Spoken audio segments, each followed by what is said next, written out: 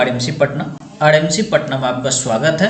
जैसा कि बेल्ट्रॉन 2024 का जो फॉर्म था वो 20 फरवरी से फॉर्म फिलअप का डेट था और फॉर्म फिलअप आज स्टार्ट हो चुका है।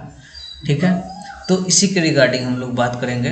तो रजिस्ट्रेशन का सिंपल प्रोसेस है, वो आप रजिस्ट्रेशन सिंपल प्रोसेस से अपना कर सकते हैं। बाकी फॉर्म को फिल करना है स्टेप बाय स्टेप, इसके रिगार्डिंग हम आज बात करेंगे ताकि आप कहीं भी किसी तरह की गलतियां ना करें। तो जो फॉर्म हमारे फिल हो रहे हैं ये टोटल 6 स्टेज में है। ठीक है, तो आपको ये चीज़ समझना है। एक personal detail, additional detail, communication, qualification and experience, text city और डॉक्यूमेंट एंड पेमेंट।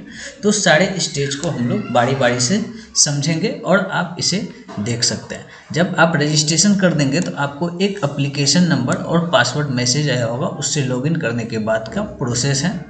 ये प्रोसेस जो रजिस्ट्रेशन का वो सिंपल है, आप कर लेंगे। ठीक है, तो सारे चीज़ों को ध्यान से देखेंगे। कैंडिडेट अपना एप्लीकेशन नंबर और कैंडिडेट का फर्स्ट नेम, ये सारे यहाँ तक लिखे हुए आपको आ जाएंगे। ठीक है, इसके बाद आपको नीचे फॉर्म फिलअप करना है। मैरिटल स्टेटस, आपने अगर आधार कार्ड में कोई नंबर नाम नहीं चेंज किया है तो ये रजिस्ट्रेशन के ही प्रोसेस में आपको दिख जाएगा। Father's name, mother's name, email address, इतने सारे चीज़ आपको पहले स्टेज में फिल करने हैं। इसके बाद जब इसका डिटेल आप फिल करेंगे तो नीचे पोस्ट डिटेल के बारे में पूछा जाएगा। यहाँ पे ऑटोमेटिक फिल होकर पोस्ट डिटेल आपका यहाँ पे दिख जाएगा। और आप इंडियन है तो इंडियन सेलेक्ट करेंगे। अगर आप बिहार के हैं तो बिहार के यस वाले बटन पे आप क्लिक करेंगे। अगर बिहार से बाहर के हैं तो नो बटन पे क्लिक करेंगे। इसके बाद यस बटन पे क्लिक करेंगे तो रिजर्व कैटेगरी अपना यहाँ पे चूज कर लेंगे। ठीक है, इसके बाद जो आपका कैटेगरी डिटेल्स है उसके रिगार्डिंग आपसे जानकारी पूछा जाएगा। तो आपका जो सर्टिफिकेट इशू है वो 6 मंथ से ज़्यादा का नहीं होना चाहिए। ठीक है, तो आपका सर्टिफिकेट इशू करने वाले जो अथॉरिटी है रेवेन्यू ऑफिसर है, किस मंथ में इशू हुआ, कौन सा ईयर है और उस सर्टिफिकेट का सीरियल नंबर चाहिए। डोमिसाइल में आपको अपना डोमिसाइल यानी कि निवास प्रमाण पत्र रेसिडेंशियल वो फिल करना है, उसका डिटेल और उसका सीरियल नंबर डालेंगे। जब इतना हम लोग कर लेंगे तो आपके पास एक आइडेंटिफिकेशन का मार्क्स होगा, इसको यहाँ पे अपना टाइप कर देना है। और आप जो अपना डॉक्यूमेंट सिलेक्ट करते हैं, यहाँ पे इन्होंने पैन कार्ड सेलेक्ट करके रखा है तो पैन कार्ड नंबर और पैन कार्ड पे क्या नाम है वो यहाँ पे करेंगे। फिर इसके बाद इस सिंपली बॉक्स पे चेक ऑन करना है। इसके बाद सेव एंड नेक्स्ट वाले बटन पे यहाँ पे इसको क्लिक करना है। जैसे सेव एंड नेक्स्ट बटन पे क्लिक करेंगे तो फिर हम अगले स्टेज पे आ जाएंगे। ठीक है, तो अगला जो स्टेज हमारा ये एडिशनल डिटेल्स के लिए। एडिशनल डिटेल्स में सिर्फ ये पूछा जा रहा है कि डिजेबिलिटी है तो यस करें, अगर नहीं है तो नो पे टिक करें। इसके बाद simply save and next button पे फिर से आप क्लिक कर देंगे। जैसे ही इस पर क्लिक करेंगे तो अब आ जाएंगे आप कम्युनिकेशन डिटेल में। कम्युनिकेशन डिटेल में इस फॉर्म में थोड़ी सी त्रुटि है कि आपको परमानेंट एड्रेस और कॉरस्पॉन्डेंस एड्रेस दोनों को फिल करना पड़ेगा। इसमें चेक ऑन का बटन नहीं दिया गया है, जिससे कि आप सेम एड्रेस वाले को चेक ऑन करके ऑटो फिल कर सकते हैं। तो ये चीज़ है, आपको दोनों फिल करना पड़ेगा। फिर इसके बाद हम लोगों को सेव एंड नेक्स्ट वाले पे क्लिक करेंगे। सेव एंड नेक्स्ट वाले पे जब क्लिक करेंगे तो फिर हम लोग नेक्स्ट पेज पे आ जाएंगे। यहाँ पे आपका क्वालिफिकेशन और एक्सपीरियंस के बारे में पूछा जा रहा है, तो आपको ध्यान देना है।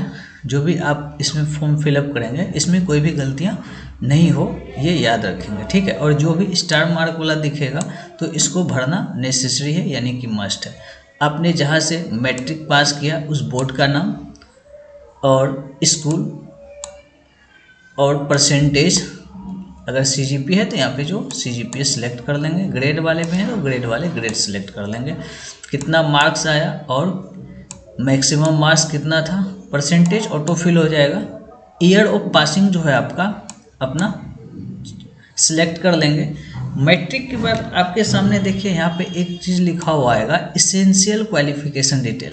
ये इसेंशियल क्वालिफिकेशन डिटेल का कहने का तात्पर्य ये है कि आपका जो ये फॉर्म है ये इंटर लेवल पे निकला है, यानी कि यहाँ पे इंटर का आपको डिटेल फिल करना है।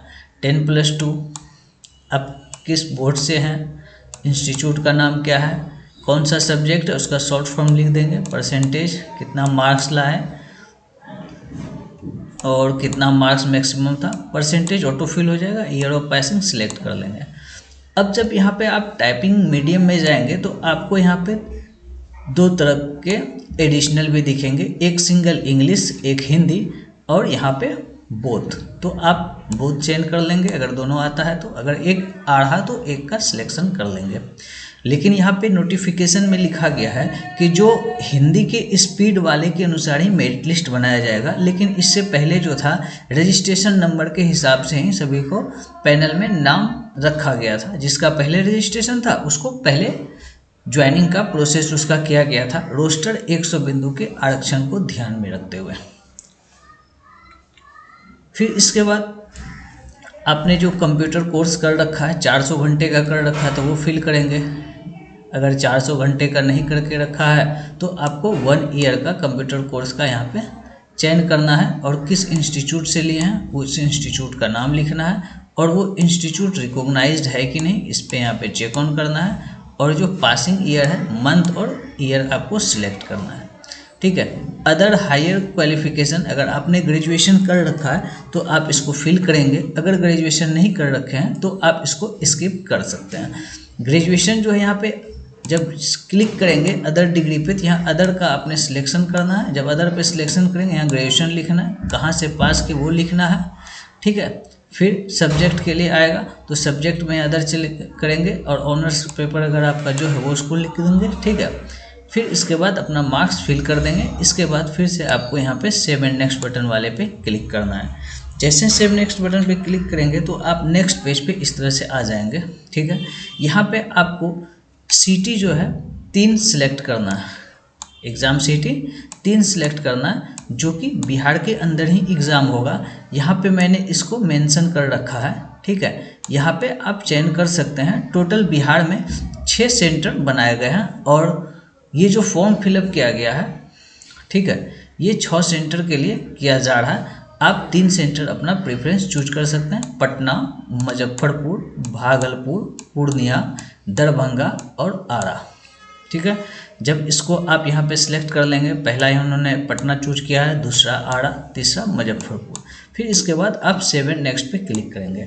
जब सेव एंड नेक्स्ट पे क्लिक करेंगे तो आपके सामने यहाँ पे डॉक्यूमेंट अपलोड वाला पेज आ जाएगा। तो डॉक्यूमेंट अपलोड का जो पेज होगा तो सबसे पहले आपको डॉक्यूमेंट अपलोड करना है। यहाँ पे देखिए क्लिक हेयर टू अपलोड। ठीक है। यहाँ पे आपको पासपोर्ट साइज का फ़ोटो डालना है जो कि 6 महीने से ज़्यादा पुराना नहीं हो। ठीक है। फिर सिग्नेचर डालना है। ठीक है। सिग्नेचर जो भी करेंगे हम लोग अपने रनिंग स्क्रिप्ट में करेंगे, यानी कि कैपिटल लेटर में नहीं लिखना है। ठीक है। इसके बाद अपलोड करना आपको डोमिसाइल का सर्टिफिकेट। तो चलिए बारी बारी से इसको देखते हैं। जैसे आप अपना फ़ोटो अपलोड करेंगे, ठीक है, तो आपको अपलोड करते समय इस तरह का ऑप्शन आएगा, और यहाँ पे आपको ड्रॉप फाइल्स पे क्लिक करके अपना फाइल लोकेशन में जो वहाँ पे सेव करके रखा है अपने डॉक्यूमेंट में या डाउनलोड जो भी फोल्डर हो उसको सिलेक्ट करेंगे। उसको सिलेक्ट करने के बाद आपका यहाँ पे फ़ोटो अपलोड हो जाएगा, तो इसका यहाँ पे प्रीव्यू आपको शो होने लगेगा। जब प्रीव्यू दिख जाएगा तो आपको सिंपली क्लोज बटन पे क्लिक कर देना है। फिर नेक्स्ट जैसे ही क्लिक करेंगे तो इस तरह से आपका यहाँ पे टिक आउट लग जाएगा। आप यहाँ से व्यू फोटो पे भी ज़रूर क्लिक करके देखेंगे, क्योंकि अपलोड होने के बाद सर्वर एरर के चलते बहुत बार अपलोड का फ़ोटो नहीं शो होता है। अगर कोई टेक्निकल इशू रहेगा तो फिर से आप रिपीट इसको यही प्रोसेस को अपनाएंगे, और आप इस तरह से जब फ़ोटो अपलोड कर देंगे तो आपका इस तरह से यहाँ पे दिखने लगेगा। यहाँ पे व्यू आप कर सकते हैं। इसी तरह से फिर नेक्स्ट स्टेज में नेक्स्ट या उसी पेज के नीचे आपको EWS का अपलोड करना है। यहाँ पे देखिए EWS के बारे में भी यहाँ लिखा हुआ है कि इसके ऊपर जो 3 डॉक्यूमेंट थे, ठीक 4 डॉक्यूमेंट हो गए, फ़ोटो, सिग्नेचर, रेसिडेंशियल और EWS। ये बोला जा रहा है कि 6 महीने से ज़्यादा ओल्ड नहीं होना चाहिए। तो अगर आपके पास नहीं है तो आप अप्लाई करके बना लीजिए। ठीक है। और अगर आप चाहते हैं कि रजिस्ट्रेशन करना है तो आप रजिस्ट्रेशन करके भी इसे छोड़ सकते हैं।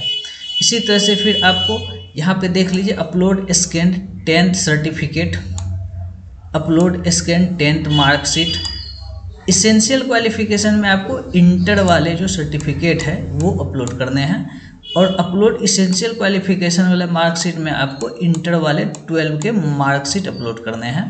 कंप्यूटर के 1 ईयर के जो कोर्स आप कर रखे हैं, जो आपको सर्टिफिकेट है उसे अपलोड करना है। कंप्यूटर का मार्कशीट अपलोड करने की कोई आवश्यकता नहीं है। कुछ लोगों के पास सिंगल सर्टिफिकेट में ही मार्क्स लिखा रहता है, तो वो सिंगल ही अपलोड करेंगे, ठीक है। अदर रिलीवेंट डॉक्यूमेंट, अगर आपके पास कोई अदर रिलीवेंट डॉक्यूमेंट यानी कि एक्सपीरियंस वगैरह है तो उसके रिगार्डिंग आप इसको अपलोड कर सकते हैं। जब अपलोड कर देंगे तो हमारे पास कुछ इस तरह का सीन होने लगेगा। यहाँ पे भी व्यू बटन बन जाएगा, आप यहाँ से उसको एक बार वेरीफाई कर लेंगे सबमिट करने से पहले, ठीक है। जैसा कि यहाँ पे रिलीवेंट डॉक्यूमेंट एक्सपीरियंस नहीं है तो इन्हें ब्लैंक रखा गया है, यहाँ पे इनका कोई भी कागज़ अपलोड यहाँ डॉक्यूमेंट नहीं किया गया है, ठीक है। जब इस तरह से हम लोग अपलोड कर लेंगे उसके बाद हम लोगों को चूज कर लेना है यहाँ पे ऑनलाइन पेमेंट के चेक बॉक्स को, ठीक है। इसके बाद आपका यहाँ पे नाम और कितना अमाउंट है वो डिस्प्ले होने लगेगा, ठीक है। फिर इसके बाद नेक्स्ट में यहाँ पे कुछ टर्म एंड कंडीशन है, यहाँ पे सबको चेक ऑन कर लेना हम लोगों को, ठीक है। और यहाँ पे जो कैप्चा डाला गया है इस कैप्चा को यहाँ पे हम लोग इस तरह से फिल कर लेंगे, जैसा कि यहाँ पे आपको सैंपल के रूप में दिख रहा होगा। ये सारे को चेक ऑन कर लेंगे, ये कैप्चा को फिल कर लेंगे, ठीक है।